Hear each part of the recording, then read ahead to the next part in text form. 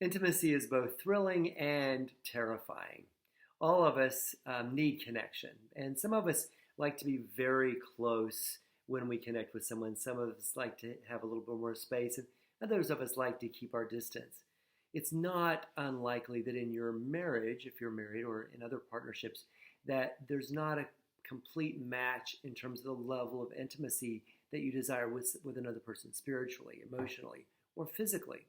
And so in many marriages, one partner becomes the pursuer and the other the distancer.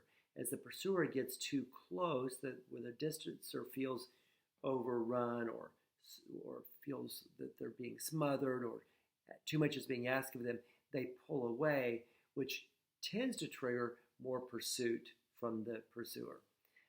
In sexual intimacy, often it's the man who's the pursuer and the woman who's the distancer, but not always. Likewise, with emotional intimacy, it's often the man who's the distancer and the woman who's the pursuer, but not always. I like to use a little rubber band analogy to show how important it is to give up on that never-ending cycle of distancing and pursuing.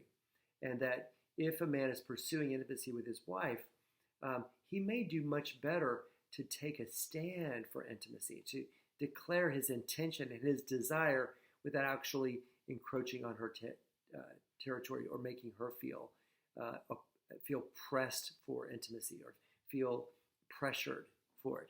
So taking a stand could sound like him saying, like, "Hey, babe, I'd really love to have some intimate time with you if you're available in the next day or two," which, again, it declares his intention. He takes a stand without becoming the pursuer or the aggressor. Same thing that may be true for a woman as she longs for emotional connection and intimacy. As her husband pulls away, rather than going after him, she may be able to say, "I really want to talk about this. Please let me know when we can do that." She's issuing the invitation, taking a stand for intimacy, letting him pull away for the time being, hoping that her invitation and the distance between them will create enough tension to bring him back around for connection. I believe this is what Jesus does for all of us. In Revelation chapter 3, he says, "Behold, I stand at the door and knock.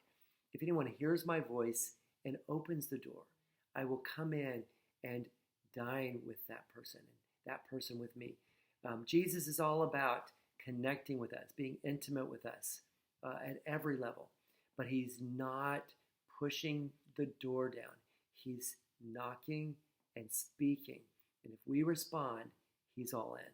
We want to be like that in our relationships. We issue the invitation for intimacy. And if our partner or the other person opens the door for intimacy, we can come in. We can enjoy that depth of connection spiritually, emotionally, and physically.